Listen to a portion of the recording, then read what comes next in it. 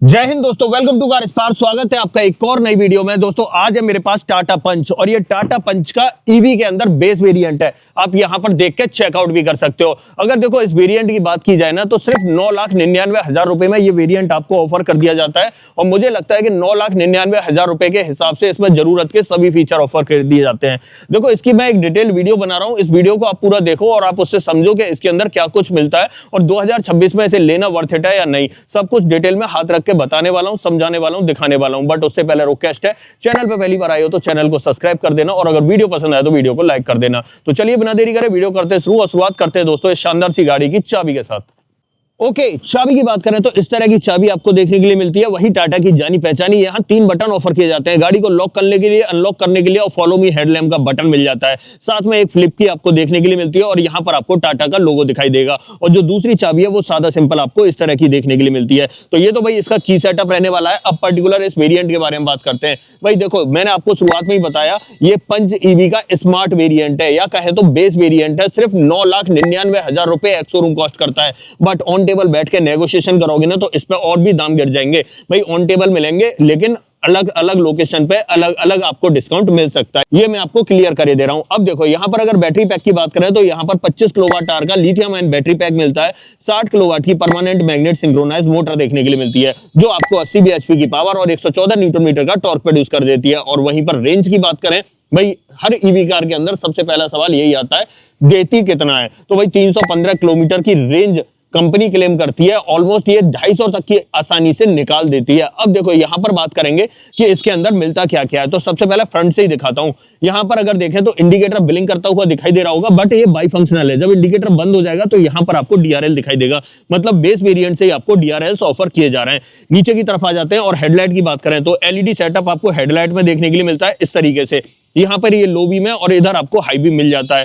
Fog light इस variant में offer नहीं की जाती और इधर आपको एक्टिव एयर वेंट्स देखने के लिए मिलते हैं। तो ये फ्रंट का सेटअप रहने वाला है। थोड़ा सा दूर से दिखाऊं तो लुक्स आपको कुछ इस तरीके के नजर आने वाले हैं। बट चार्जिंग पोर्ट की बात करें वो आपको सामने ही ऑफर कर दिया जाता है। बट इसे ओपन कैसे करना है तो मैं आपको दिखा देता हूं। आते हैं हम गाड़ी के अंदर और यहाँ पर सेंट्रल कंसोल पे आपको एक बटन मिलता है यहाँ पर चार्जिंग गन को इजेक्ट करने के लिए और चार्जिंग पोर्ट को ओपन करने के लिए। इसे जैसे ही मैं दबाता हूं तो बाहर की तरफ अगर देखेंगे ना तो चार्जिंग पोर्ट आपको ओपन हुआ मिलेगा। आप चेक करो यार, यहाँ पर ये देखो, यहाँ पर ये ओपन हो गया है और यहाँ पर आपको एसी चार्जिंग और यहाँ डीसी फास्ट चार्जिंग का ऑप्शन मिलता है। अब देखो यहाँ पर चार्जिंग स्पीड की बात कर लेते हैं। देखो हर गाड़ी के अंदर या कहें तो हर ईवी कार के अंदर चार्जिंग स्पीड बहुत मेन होती है। देखो यहाँ पर इस गाड़ी के साथ 3.3 किलोवाट का चार्जर आता है। अगर आप उससे चार्ज करोगे तो ये 0 to 100% होने में ऑलमोस्ट 9 घंटे ले लेगी और वहीं पर आप इसे 7.2 किलोवाट के चार्जर से चार्ज करोगे तो ये 10 to 100% होने में ऑलमोस्ट 3 घंटे या 3.5 घंटे के आसपास लेती है।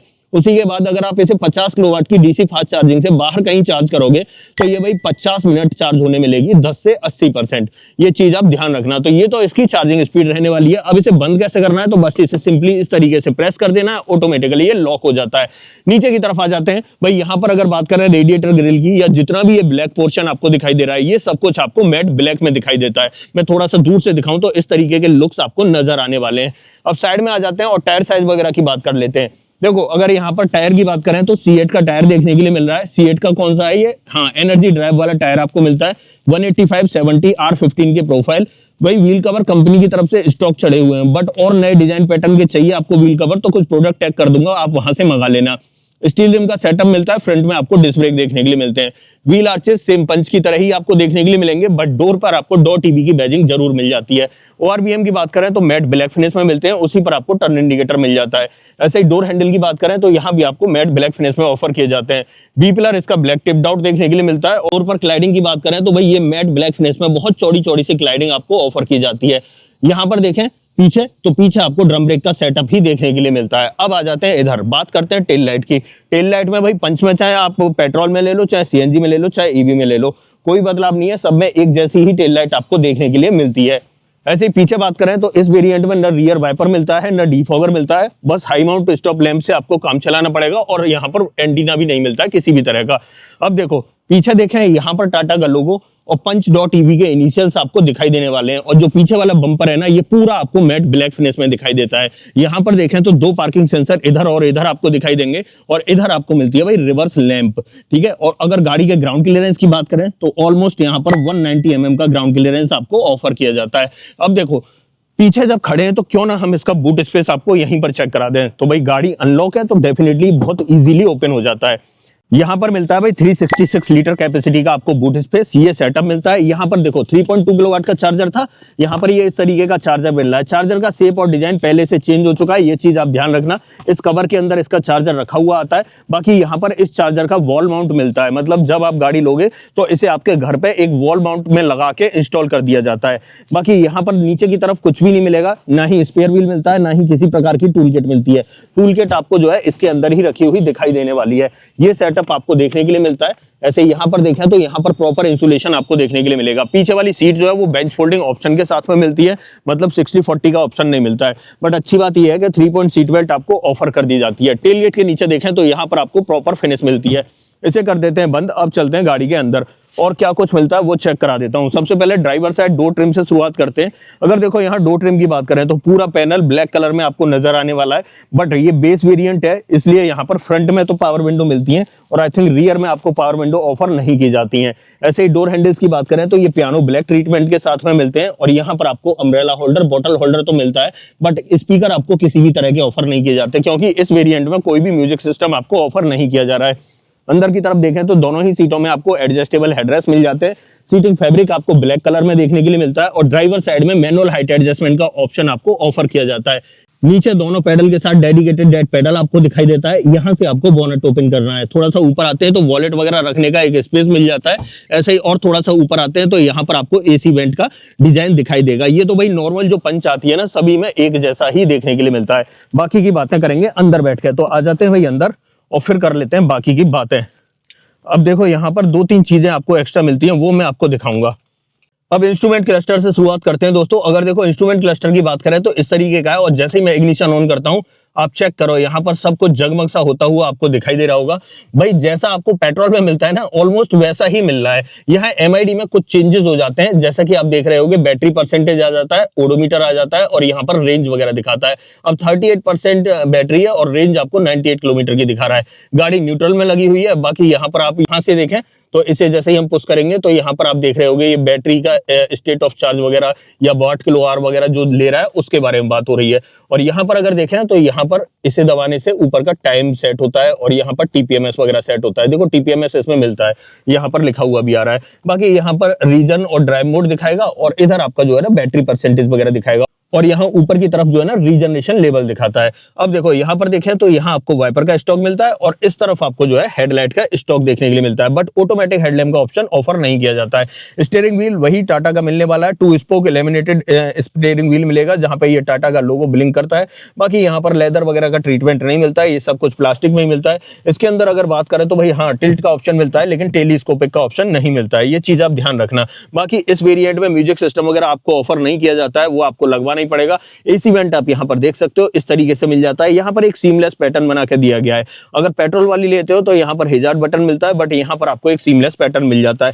थोड़ा सा नीचे की तरफ आते हैं तो यहाँ पर इसका सेंट्रल कंसोल है और अगर यहाँ पर बात करें तो कई सारे ऑप्शन मिल जाते हैं। सबसे पहले तो बेस वेरिएंट में ऑटोमेटिक क्लाइमेट कंट्रोल मिल रहा है, जो बहुत अच्छी बात है। बाकी हैजार्ड बटन यहाँ मिलता है, बूट ओपन करने का बटन यहाँ मिलता है, गाड़ी को लॉक अनलॉक करने का बटन मिल जाता है। चार्जिंग गन को इजेक्ट कर सकते हो आप यहाँ से और चार्जिंग पोर्ट को खोलना है तो यहाँ पर एक बटन दिया गया है।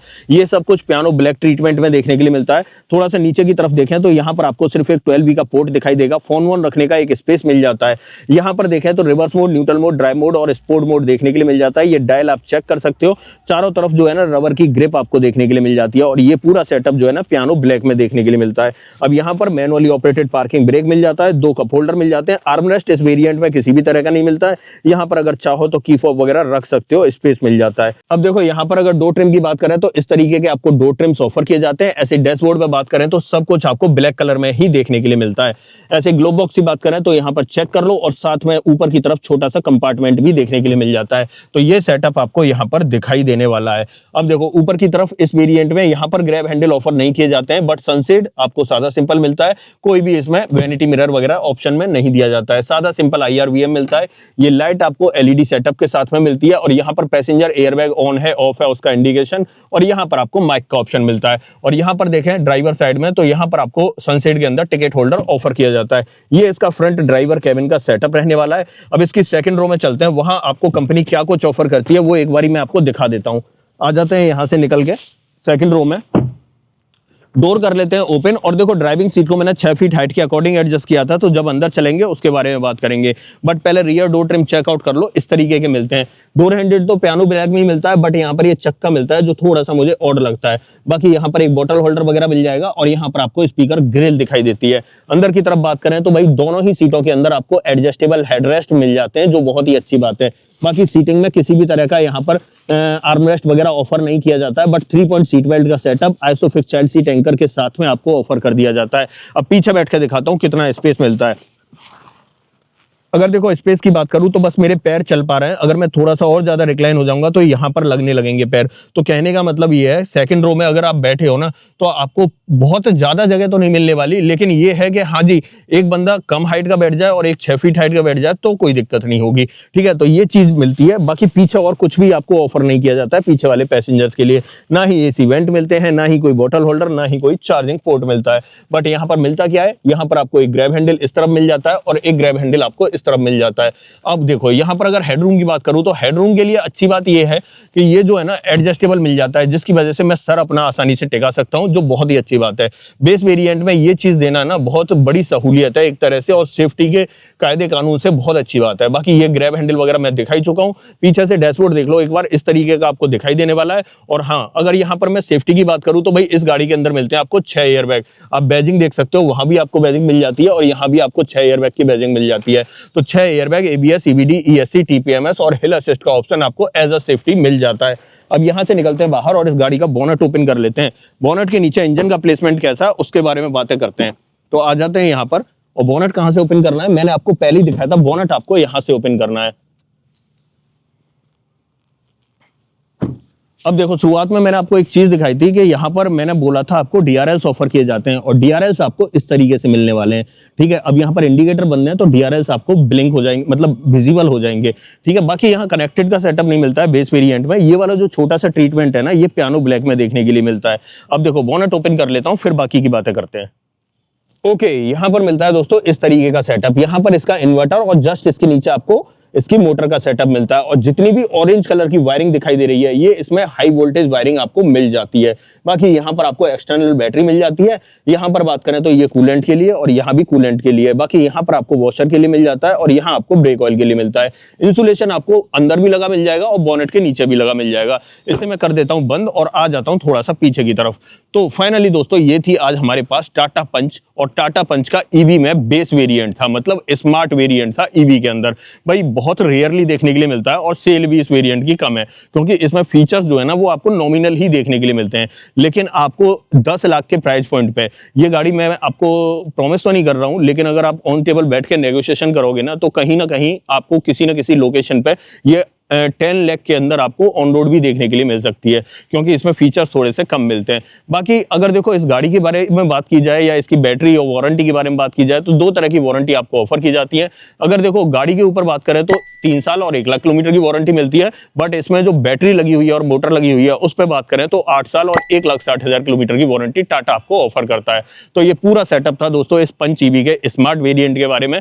हर चीज को मैंने डिटेल में बता दिया, समझा दिया, दिखा दिया। अब ऐसा कुछ भी जो आप मुझसे पूछना चाहते हो तो भाई कमेंट बॉक्स खुला है, कमेंट बॉक्स में लिख देना। इस गाड़ी का ऑन रोड प्राइस आपको अपने शहर में जानना है तो कमेंट बॉक्स में अपने शहर का नाम लिख देना, मैं आपको इसका ऑन रोड प्राइस भी बता दूंगा। अदरवाइज आपको दोस्तों ये वीडियो पसंद आई हो तो वीडियो को लाइक करना, चैनल पर पहली बार आई हो तो चैनल को सब्सक्राइब जरूर करना। मिलते हैं किसी और वीडियो में, इस वीडियो में इतना ही।